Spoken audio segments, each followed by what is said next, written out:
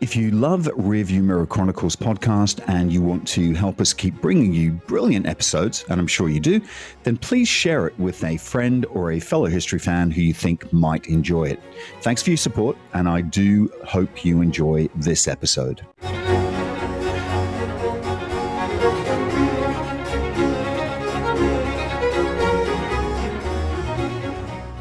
Hello, I'm Keith Hockton. I'm an author and a public historian, and today we're going to be discussing Hawaii. I absolutely love this topic, and it's starring an extraordinary kick-ass woman who manages at once to be the first queen of Hawaii and also the last monarch of Hawaii.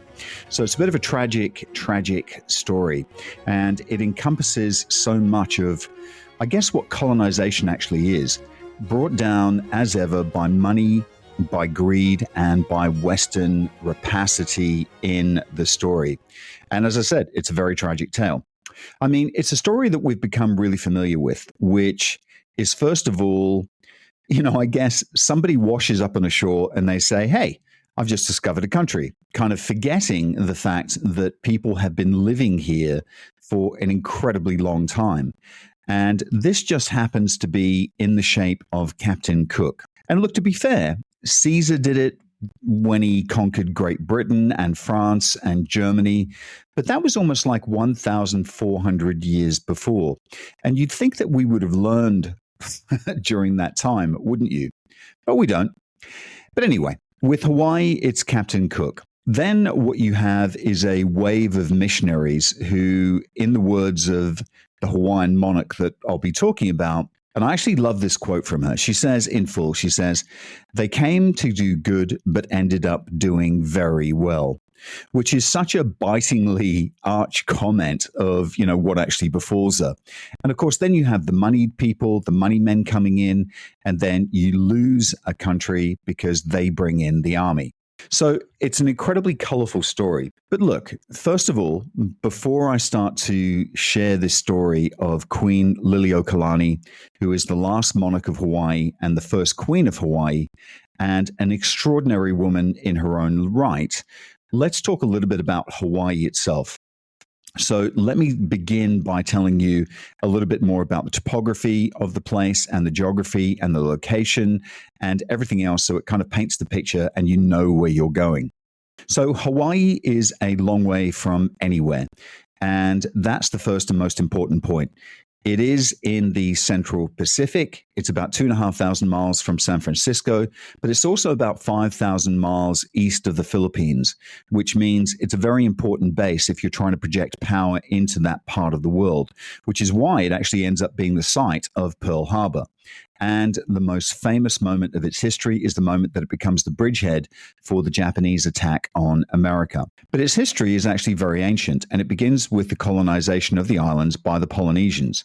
And this is a bit of history which has been argued over probably since just after the Second World War. Do you guys remember the whole story about the Kon-Tiki expedition? If you don't, I'll give you that. The Kon-Tiki expedition was a groundbreaking journey led by a Norwegian explorer by the name of Thor Heyerdahl in 1947. And Heyerdahl and his 5 companions sail across the Pacific Ocean from South America to the Polynesian Islands on a very primitive, almost balsa wood raft that they named the Kon-Tiki.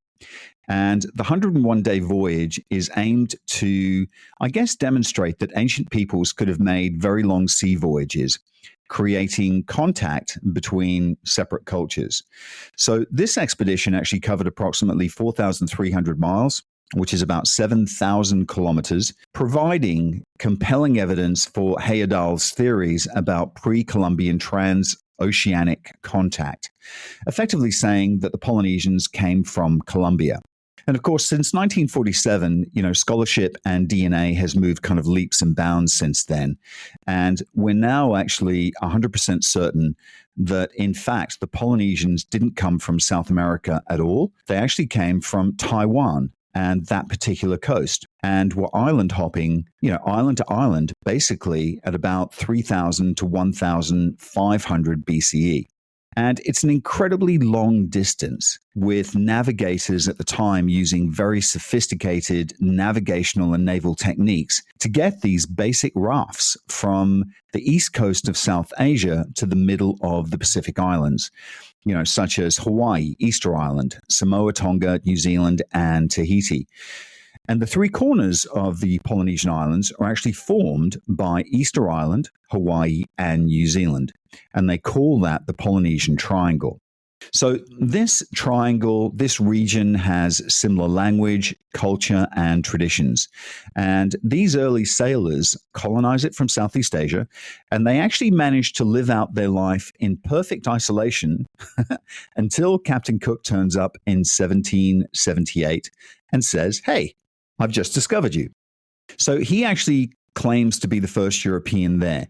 And of course, since then, there is a whole debate that started because the Spanish put up their hands saying, well, actually, we were here first. And then the Portuguese said, well, actually, we were here before you. So there's a whole European argument that's currently taking place. However, Cook arrives in Hawaii, and the first time that he visits, it's all very friendly. The Hawaiians come out and they trade and they swap things, and there's garlanding and there's lots of sex between the sailors who, quite frankly, can't believe their luck. And that's also an issue too, because some of these sailors are diseased and the Hawaiians have no protection whatsoever. They have no natural immunity. And I'll talk a little bit about that later on because it actually becomes quite important. The second time that Cook visits is in 1779, and it's not so friendly. The Hawaiians don't like them that much because some of their people have died with the diseases that they left before. And Cook gets killed. And if that wasn't bad enough, he then gets skinned and stuffed with feathers, which is what the Hawaiians do with their chiefs. So effectively, they're actually honoring him. But of course, this isn't apparent to Cook's shipmates, when they actually deliver the skin to them. So Cook is clubbed to death and his men flee. And some of the islanders also flee because the Hawaiians have a bloodlet and they kill anyone who's friendly with Cook and his men. His ship, the Endeavour, then sails around the island, burning and sending massive cannon fire into all the villages that they come across as retribution. And what you get for the first time in the Hawaiian Islands is the full horrors of advanced colonial weaponry being effectively used against an indigenous people who have far, far more primitive weaponry. And some of these people who fled, who are actually feeling, somewhat disenfranchised, are taken to America and they're Christianized. And one of these is a very young Hawaiian by the name of Henry Opokahana. And he actually attends Yale and basically says to the Christians who are running Yale, if you're looking for souls to save, then I have just the islands for you. So 14 missionaries from New England set sail.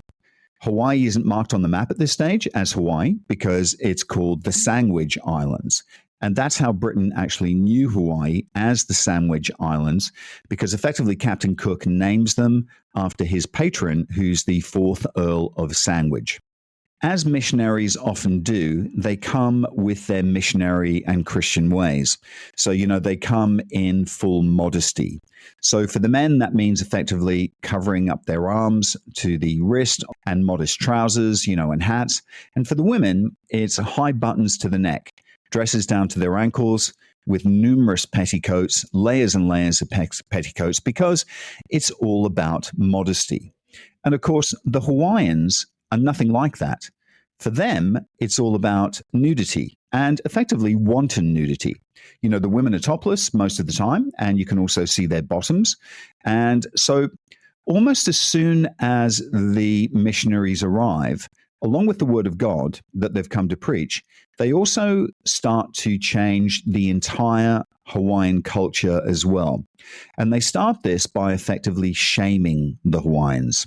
And keep in mind, these are ways that have been held by the people of Hawaii for centuries, if not for millennia. And now they're being told that what they've been doing is very bad and it's very evil and it has to stop at once. Otherwise, immense harm will befall them. Effectively, God will smite them where they stand. And they really do put the fear of God into the Hawaiians. And keep in mind, this is also a very similar culture to what Gauguin found in Tahiti in 1891, and the same sort of dress codes as Tahiti. So anyone who's actually seen Gauguin's art, his now famous paintings, you have a pretty good idea of the paradise that these people were walking into. So the Hawaiians have a king by the name of Kamehameha. So the Kamehameha line is actually going to be enormously important during this story, his family, his bloodline, and that particular monarchy. And he had actually met Captain Cook as a young man in his 20s. And of course, by the time the missionaries arrive, he's now in his 60s when this story opens. So King Kamehameha the First, he's a fierce military leader. And he's kept that position because he's so fierce. And he has an incredible following, an incredible Hawaiian following. The people absolutely love him. He's the kind of man that they look up to and they admire. And he eventually unites all the Hawaiian Islands and becomes the king of a new Hawaii. But I also have to say that there is an aspect of this story that is sort of paradise lost, that there is this beautiful island full of volcanoes and amazing tropical vegetation and waterfalls, which was ruled by this amazing dynasty, and then it falls before American capitalism. But I should also say that the king actually conquered and united the Hawaiian Islands by employing Western weaponry and guns and mercenaries, white mercenaries. So it's a lot more of a complex story than what its romanticized sort of Avatar-style story is sold as. It's way more complicated than that. What's important about King Kamehameha, although he believes in the Hawaiian identity, his mother actually falls in the thrall of the missionaries. So their Presbyterian Christianity is also swirling around the very foundations of Hawaii from the very start. So Kamehameha is founding a dynasty that's going to remain in power for much of Hawaii's modern history. But he also, as I mentioned, used Western weaponry to gain this united Hawaii, which had never been united before. The Hawaiian Islands were a very disparate group of islands. And we should also say that the scale of these islands, the whole of this enormous Polynesian island network would actually fill a void from Florida all the way across to San Francisco. So it's quite vast and quite large. And if you don't know Hawaii, Hawaii is also highly volcanic. So there are active volcanoes to this day kind of rumbling away.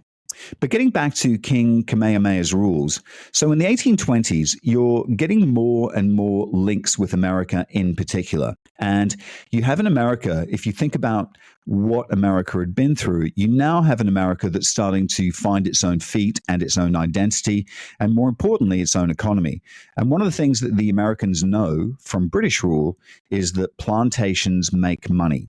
And there is a long tradition of going to a place, particularly an island, and starting a plantation or plantations on an industrial scale. And they know how to do this very well. And there are two kinds of plantations at this stage. There is sugar. And just to give you a bit of history, the Portuguese actually took sugar to Brazil. So by about 1540, there were about 800 sugarcane mills in Santa Catarina Island, and there were another 2,000 on the north coast of Brazil, Damansara, and also in Suriname. After 1625, the Dutch then transport sugarcane from South America to the Caribbean islands, where it was grown literally from Barbados all the way through to the Virgin Islands. The other plantation, and this will become part of Hawaii's history, is pineapples, which is at this stage, they were only grown in Central America and the Caribbean and possibly the Philippines. But if you're an American, there is one name that is synonymous with pineapples right now, and that's Dole pineapples. And the name Dole will actually figure very strongly in this story of Hawaii. But sugar at this stage is absolutely the money-making concern.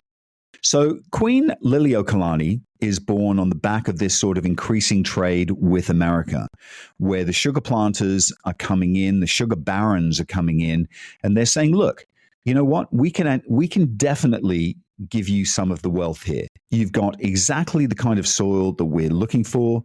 We can grow sugar here, and everyone can grow rich and prosper.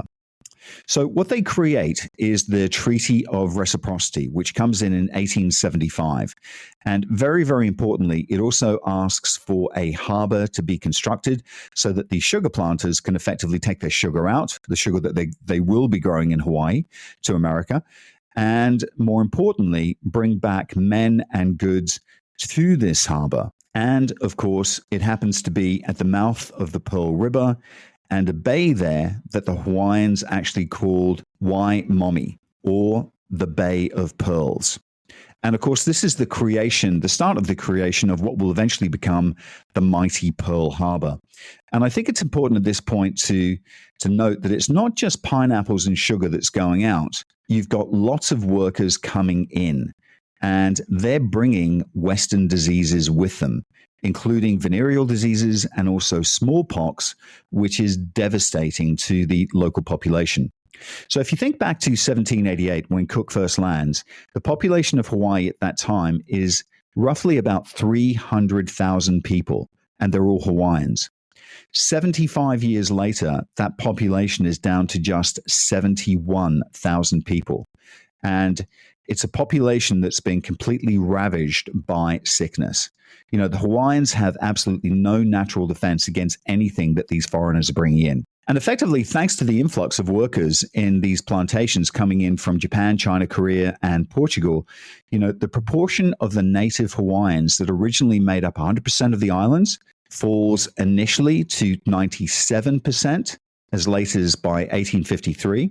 And by 1923, and this is a shocking statistic, the Hawaiian population has dropped to just 16% of the population.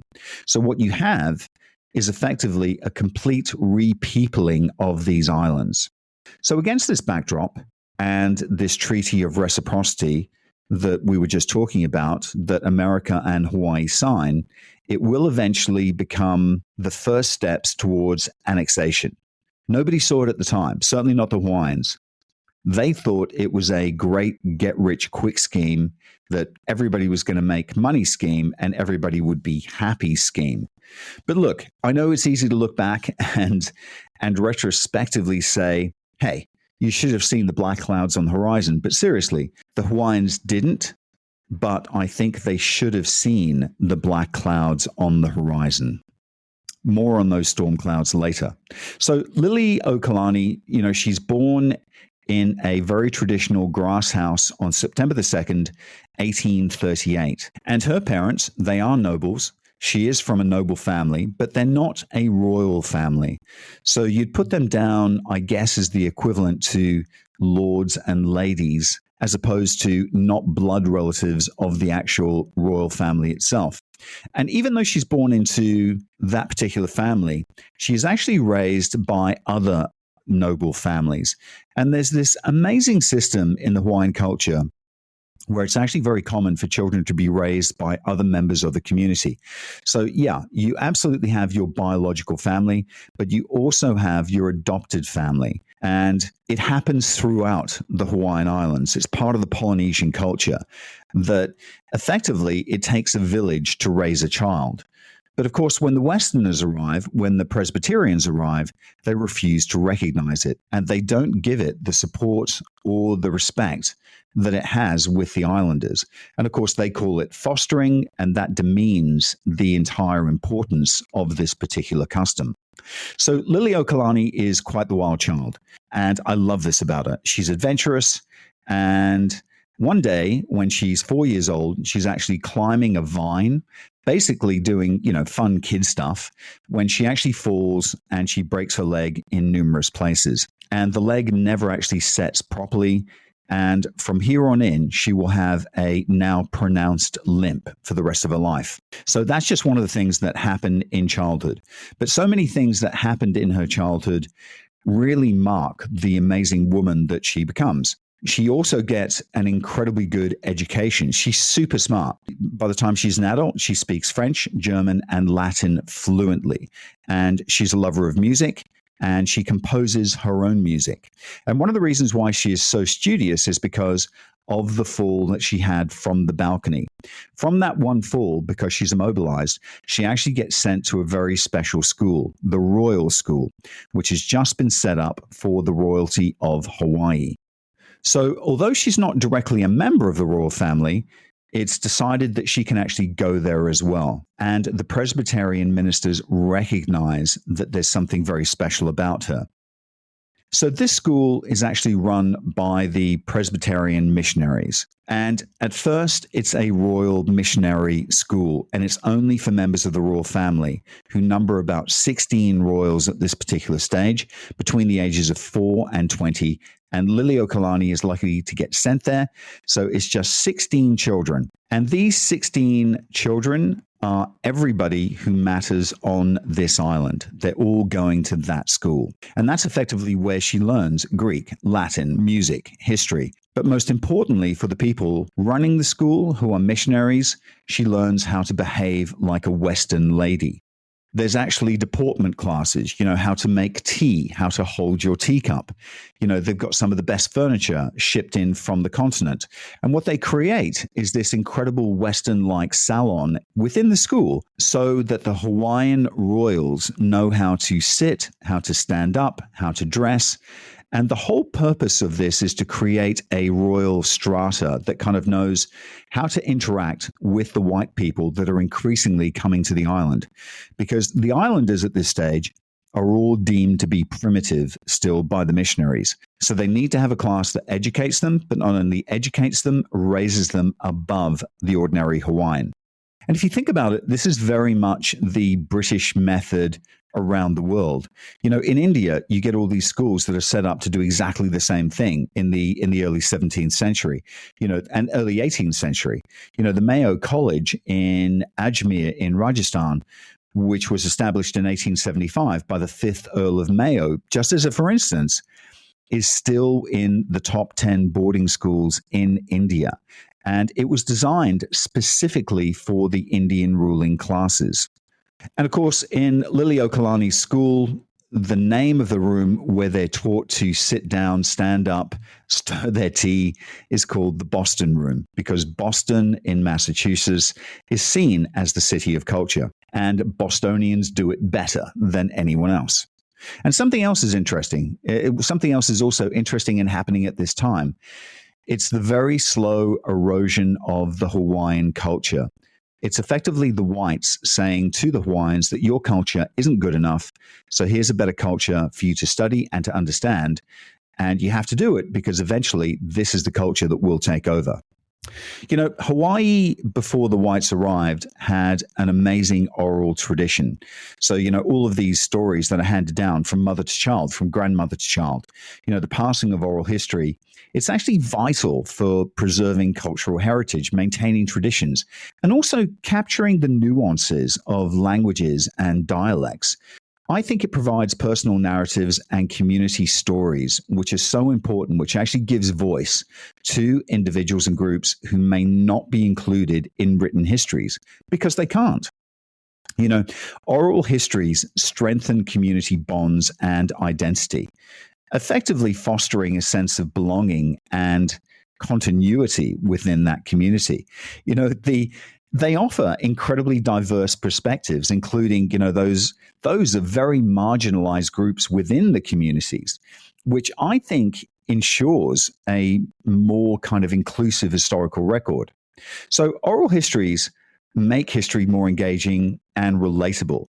And they do that particularly for younger generations and allow people to hear directly from those who actually experienced those historical events. They complement written records by filling gaps, providing additional details and corroborating or, challenging existing accounts. And I think that's incredibly important. They're dynamic, they're adaptable. And of course, they evolve over time. And I think that's also the importance of oral history storytelling. But I think more importantly, what they do is they ensure the relevance of historical narratives.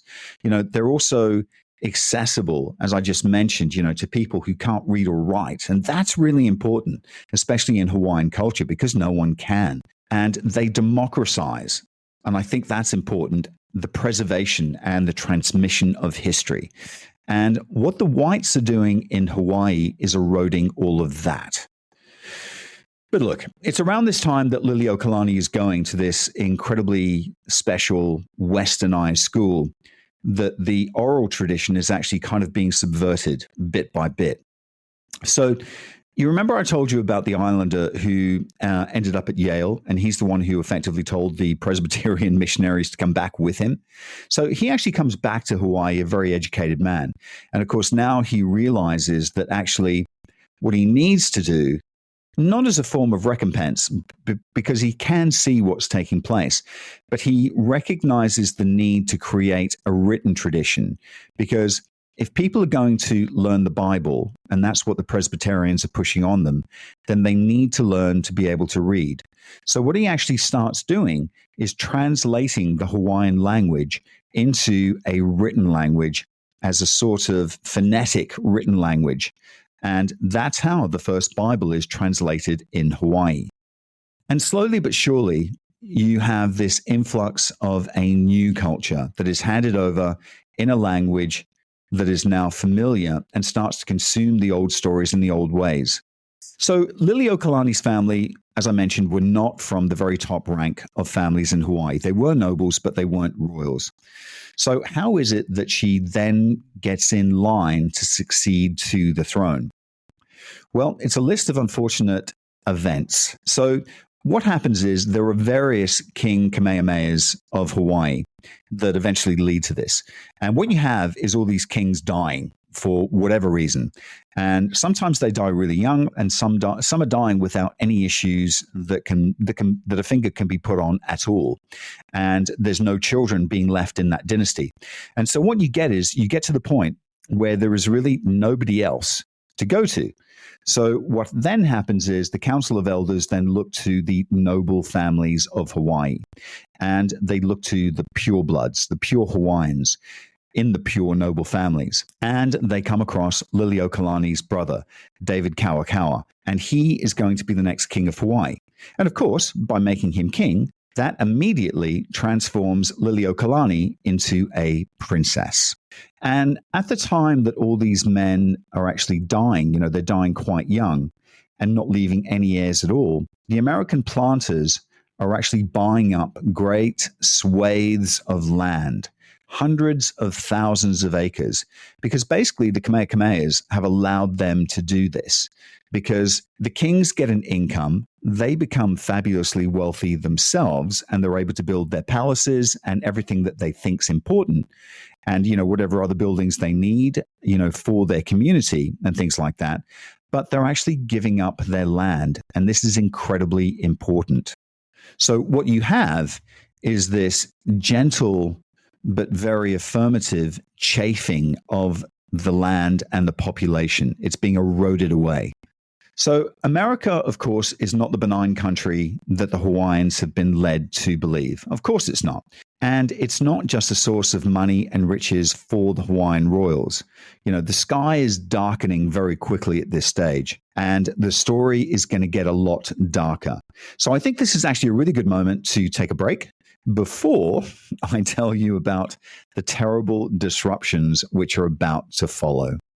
Altadomus is your one-stop shop for your Malaysia My Second Home visa, but they are much more than that. When you sign up with Altadomus, you become part of a larger community, a community that cares about you in Malaysia, and that's important when you move to a new home. So for more information, call Altadomus or WhatsApp them on +60 12 493 7270, or visit their website www.penangmyhome.com. And we're back. So the Americans are actually buying the land cheaply for them, although they're still making the Hawaiians relatively wealthy. And Liliʻuokalani's adopted family have effectively died, and they've left her with a great deal of wealth. And what then happens is there's also a great volcanic eruption that goes on, which the people of Hawaii take to be a sign that actually the gods are not happy with this subjugation and the giving away of all of the land, the Hawaiian land, to the foreigners. In fact, this is actually a very important part of Hawaiian culture, of the volcano gods, because they're actually considered to be great bellwethers of the times. And there are actually specific temples dedicated to the volcano gods. And it's believed 100% that the Hawaiians have a very specific way of appreciating them. And if you don't appreciate them, then they're going to get angry and they're going to do very horrible things. So when volcanoes go off and wreak havoc, that's a sign to this Hawaiian culture that things are not what they should be. So after the volcanoes go off, there are more visiting American dignitaries, and they meet Liliʻuokalani, and they actually write about her at the time, which is quite amazing. And they write about what lovely manners she has and how cultured she is, and that the Hawaiian people are just like real people. Isn't that amazing? They're actually shocked that no one has actually tried to eat them while they've been there. And I then wondered how Liliʻuokalani was actually received at that particular time. And what I came across just by reading various newspaper articles was that she was actually incredibly well thought of. And she's actually more educated than most white women in America at the time.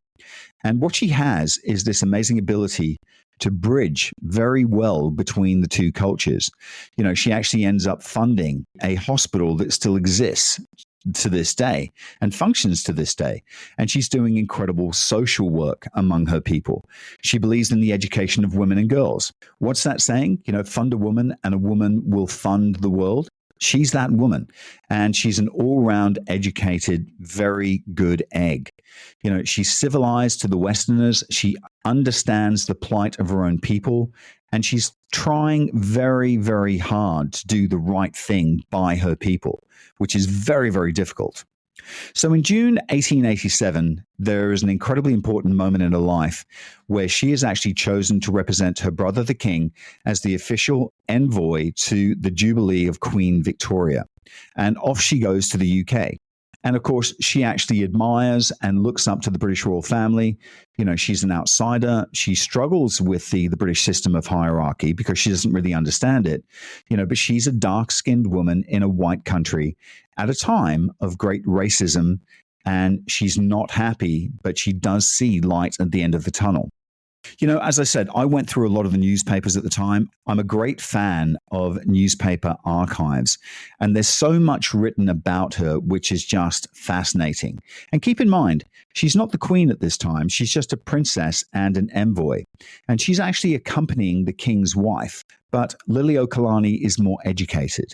So, whenever there's banquets and the queen goes in first, she's then followed by Liliʻuokalani. But the problem is the focus is on Liliʻuokalani because the queen actually can't speak English. She doesn't have the confidence to speak English. She doesn't understand the manners of the British. So Liliʻuokalani actually becomes the de facto queen in the British eyes because she has been brought up this way. She understands the whites' ways. She understands what the newspapers are saying, and the newspapers become absolutely fascinated with her. And what's really funny is that the newspapers are also turning on each other. And it's actually quite funny. The Times, an incredibly credible newspaper at the time and even now, writes about her a lot. But the interesting thing is, every single time they raise, Liliʻuokalani's name, they spell her name wrong. And there's a lovely northern newspaper from South Shields, which is just finding all of this so hilarious. It actually comments on how the Times is unable to cope with her name and says at one point, they might as well just call her Lily of Kalani, as though she's from Ireland or something. So it's all quite funny. So Liliʻuokalani actually meets with Queen Victoria. Queen Victoria treats her with great respect, and the newspapers actually describe her as the most educated woman in the entire Pacific. She's a very, very impressive woman. I can't get that across enough.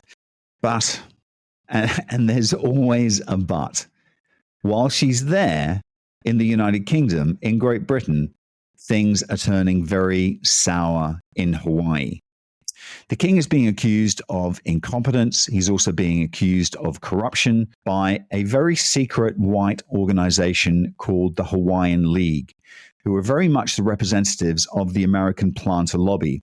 And the chair of this lobby is none other than Stanford Dole, who was actually born in Hawaii, but he's not a Hawaiian. He was born in 1844 in Honolulu to Protestant Christian missionaries from Maine. And he actually calls himself a Hawaiian, but he's not. That's the equivalent to me being born in India and calling myself an Indian. I'm not. And Stanford Dole is definitely not a Hawaiian.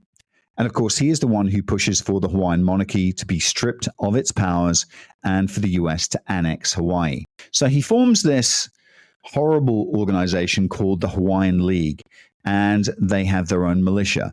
So this is a rough, tough, kind of autocratic organization. And in June 1887, they start arming themselves heavily. And of course, the king is incredibly worried. So what does he do? Well, look, it's a bit late because he's actually been cozying up to Stanford Dole and his people, and they've kind of wrong-footed him, in all fairness. And it's because they don't want anything to get in their way. But the king starts to be very worried, so he starts fortifying his palaces and his government buildings. And the Hawaiian League then starts spreading a story about, and before I say, can I also just say that the Hawaiian League actually ride around on horses.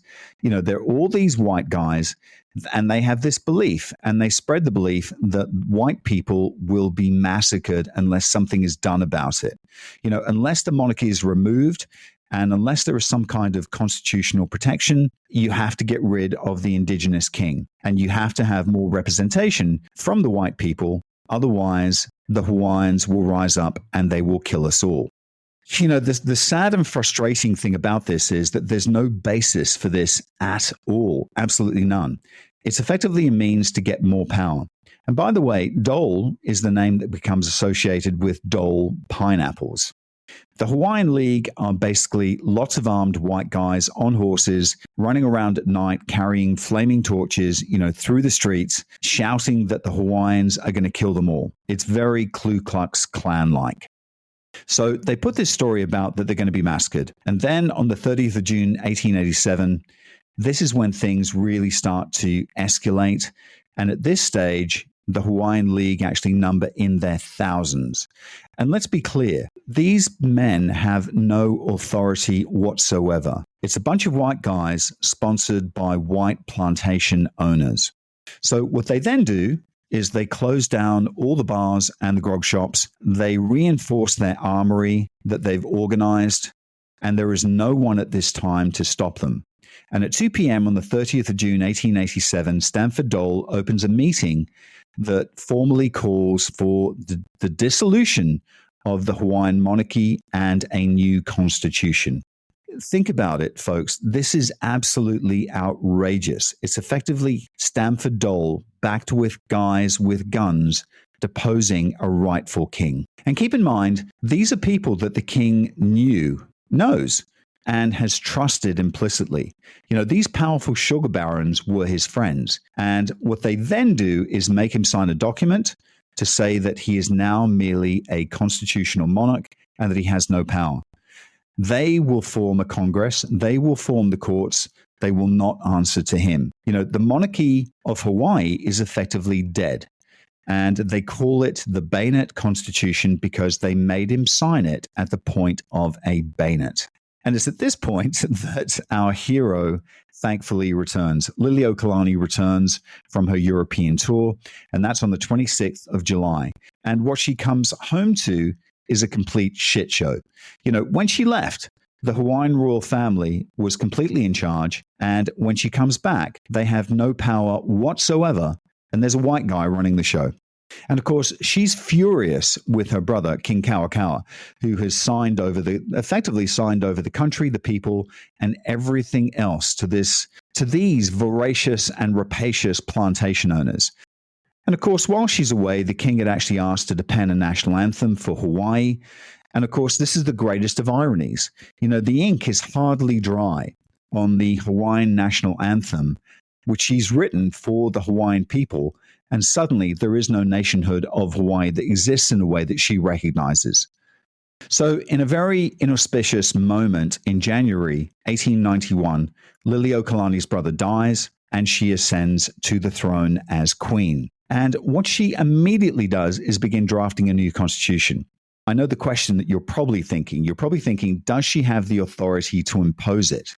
Well, they actually had no authority to force the king to sign the other constitution in the first place. So I'm thinking that she thinks, well, if anyone can write a constitution, I'll just write my own. And by the way, the Stanford-Dole Constitution, the Bainett Constitution, meant that only people owning a certain amount of property could actually vote. It absolutely stipulated that anyone of Hawaiian or of Chinese descent could not vote. And of course, there were so many Chinese origin people on the island by this stage who had been brought over by the plantation people in the 1820s who live on Hawaii, who actually consider themselves to be Hawaiians, who had no rights whatsoever. And overnight, they're actually robbed of their ability to citizenship or of their right to vote or have any say in the Constitution whatsoever. So she writes a constitution saying that you don't have to own property to get a vote. Everyone gets a vote, including the Chinese. And to Dole and his cronies, this is completely ridiculous. It's completely ridiculous to him and his followers that she should be allowed to do that. And it's at this exact stage that smallpox starts devastating the islands again, clearly brought in by someone who's been, traveled to Hawaii on one of the ships. And Liliʻuokalani, who is now queen, decides to create smallpox hospitals, a quarantine station, and she effectively says no more immigration to the country until we can sort this issue out, because she knows it's coming off the ships of the planters and it's about to get a lot worse. What Dole then says, and what the planters then say is, you know what? We actually don't need a monarch anymore. No one has the right to tell us not to bring our ships in, not to bring our workers in, and she has to go. And of course, her ministers, who are being paid by Stanford Dole, well, they're not having any of it. And what she wants to do is dismiss them all and appoint her own cabinet of Hawaiians, her own advisors. And her ministers effectively turn around and say, you know what? We're not going anywhere unless Dole tells us to. You have no authority according to the Bainett Constitution, and nobody has to listen to what you have to say. Dole then spreads the word that she is greedy and she is in no position whatsoever to interfere in his politics. She is in no position to interfere in his commercial interests, the sugar baron's interests. So what they then start saying is that she's a problem, and this rumor then surfaces very quickly that she's planning to massacre all the white people on the island. And of course, it's absolute bollocks, isn't it? I mean, she's extended the franchise to everybody in Hawaii, including the Chinese. So this is actually a crucial moment on the 16th of January, 1893. And the question then is, how do the Americans react and how do they then enforce their will? So they start believing this representation. And there's an envoy who's working with the planters, and he's not meant to be, but he actually is. And he sends all these missives back to the homeland, back to America, saying, you know what? There is going to be an absolute massacre here unless you do something to help us. Something terrible is about to take place. That guy's name is John Stevens, and he's the U.S. envoy to Hawaii. And effectively, between him and the sugar barons, they've actually got a full plan of annexation. And of course, this is at the back of what they're really after. But of course, you can't do that overnight. So Stevens sends these letters begging for help, these sort of panicky messages back to America. And what happens is they immediately dispatch a ship, the USS Boston, which comes to Honolulu. There's 164 Marines on board, and they disembark. And they're heavily armed with Gatling guns. You know, serious weaponry is now being brought into Hawaii. And of course, the first thing they do is surround the royal palace. And there is no way that anybody is going to argue with these troops. You know, there's gunfire, the Hawaiian League are riding around the streets, shooting people. And of course, the Hawaiian Constitutional Building, which is being guarded by troops loyal to Queen Liliʻuokalani, they're pulled out of action because they have to go and deal with the gunfire, you know, and whatever other instance taking place, which is being organized by the League. And of course, that basically just allows Stanford Dole to walk in unopposed and depose her. And he then makes her re-sign the old constitution. And what he effectively says to her is, you will either surrender or you will die here and now. after this, Dole is actually nominated as the Hawaiian leader, and he declares a provisional government, and they're now moving forward with formal annexation.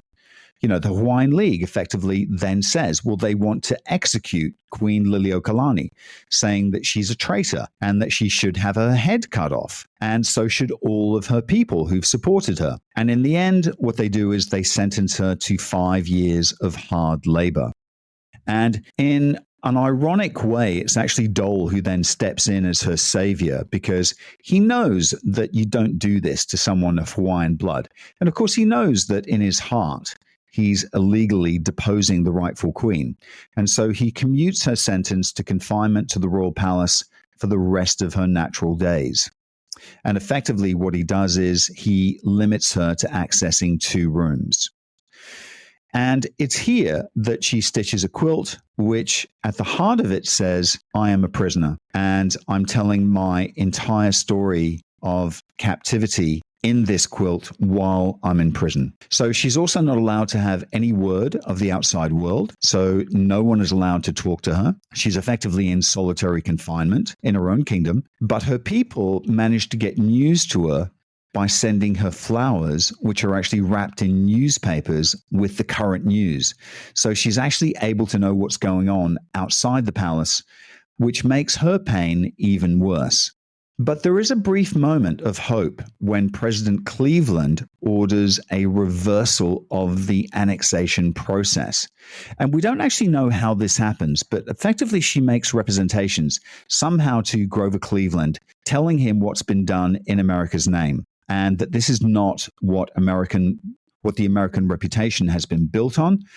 And Cleveland then finds out what these planters have actually been doing, and he confesses that he doesn't actually know anything about it or anything that's been going on in America's name. He says he has no idea, that he hasn't sanctioned any of this. In fact, he actually goes so far as to say that this isn't a state-sanctioned activity. So what they do is they recall Stevens and they dismiss the captain of the USS Boston.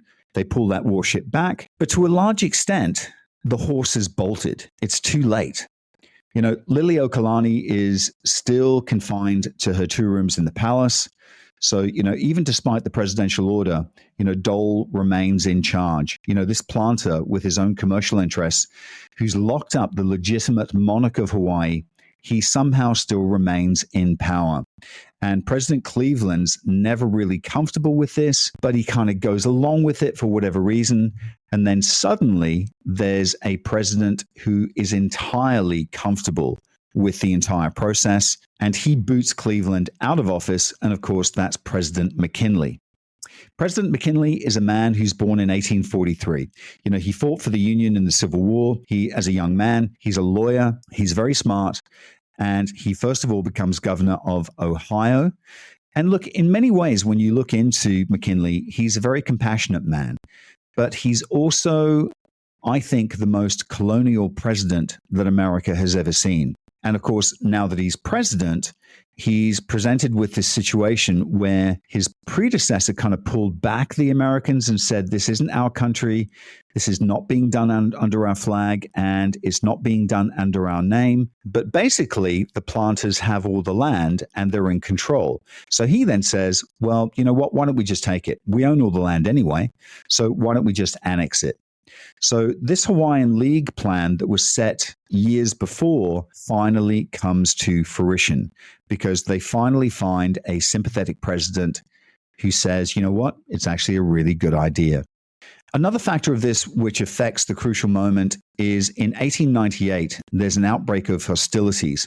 Effectively, a full-blown war breaks out between America and Spain, which leads to the American seizure, eventually leads to the American seizure of the Philippines and other islands and other territories. But of course, it also affects Hawaii. The outbreak of the Spanish-US War leads to a massive internal wave of pro-imperial fever across America. And this makes it again more open to the annexation of Hawaii. And Liliʻuokalani, although she's been forced to abdicate, she's still fighting for independence. But McKinley uses the opportunity of the Spanish-US War to formally annex Hawaii in July 1898. And what he then does is make Stanford Dole its very first governor. So now Dole not only has his own authority, and the authority being backed by his cowboys and their militia, he has the US behind him as well, officially. So while Hawaii has kind of lost everything, Liliʻuokalani has also lost everything, because the annexation suddenly becomes law, and she's again charged with treason. She's locked back up in the palace again. And what they then do, which I think is the most atrocious thing of all, they decide that no one can actually call her by her Hawaiian name anymore. She had a Christian name that she was given when she was baptized, which is Lydia. And Dole now insists that everybody refer to her as Lydia Dominus. And she actually dies, a very tragic figure, on November the 11th in 1917. And keep in mind, she's been confined to 2 rooms in her palace for 20 years. And it's such a travesty. She has been accepted as queen by her people. And then she's had her entire country taken from under her. She's imprisoned. And then they take her name. Look, Dole eventually pardons her, and she ends up moving to America, where she actually has some headspace. Hawaii is too painful a place for her to be, and it's in Boston where she actually writes an autobiography. But she dies, as I mentioned, on November the 11th, 1917. And one of the songs, and I said she was a great musician. She played the organ very, very well. She conducted choirs. She loved music. She loved composing music. The most famous Hawaiian song that everybody will know and associates with Hawaii. The one where you see Hawaii in the ads and there's lays being laid and there's barbecues on the beach and you have, that music playing. Well, that's the music that she wrote. And she wrote it when she adopted her first child when she was in her 40s. And at some stage when she was walking on the beach, she sees these lovers embracing, and she creates the song and the lyrics based on those 2 Hawaiians embracing on the beach. And it's actually very beautiful. And when you know the background of it, it suddenly holds so much more importance. And effectively, the words in that, or the most poignant words, are, "You are beloved, but I will see you again." And at her funeral, an amazing amount of Hawaiians turn out to wish their queen goodbye, and they sing that song. So as her cortege goes past, "You are beloved, but we will meet again," resounds and keeps on resounding. She's eventually buried in the Royal Mausoleum. And I have to say that all the arguments that America actually comes forward with, none of them ring true to me. I think what they did was wrong. And I think it wasn't what the American people actually stood for.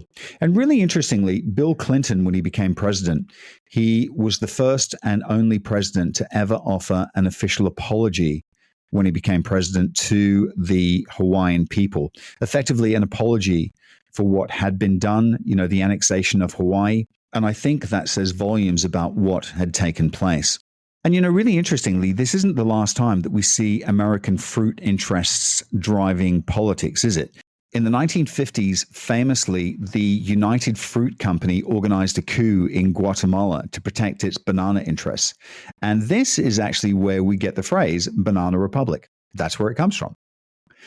So what a tragic story about an amazing country and a more amazing queen.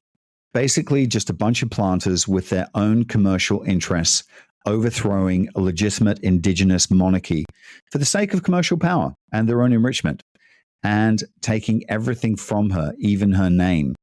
And the other travesty, it's not even a state by the time she dies. It's just a territory or a possession, of the US, at the mercy of these planters and their interests. And it's only on August the 21st, 1959, well after the Second World War, that Hawaii is actually made the 50th state. And it becomes a place that's actually part of America with voting rights and so on and so forth. I just think it's an incredibly important, tragic tale that we shouldn't forget. I love her. I think she's an excellent character. And to this day, I think she's still beloved of the Hawaiian people. And I think for them, she is actually the embodiment of all that they've lost in culture, in territory, in land autonomy, and all of the above. And the really cool thing, I think, just a note to finish on, is that they actually teach her in the American curriculum. And I think that that says volumes about Liliʻuokalani. Folks, I hope you enjoyed this podcast, and I'll look forward to talking to you again soon. Thanks very much. Bye for now.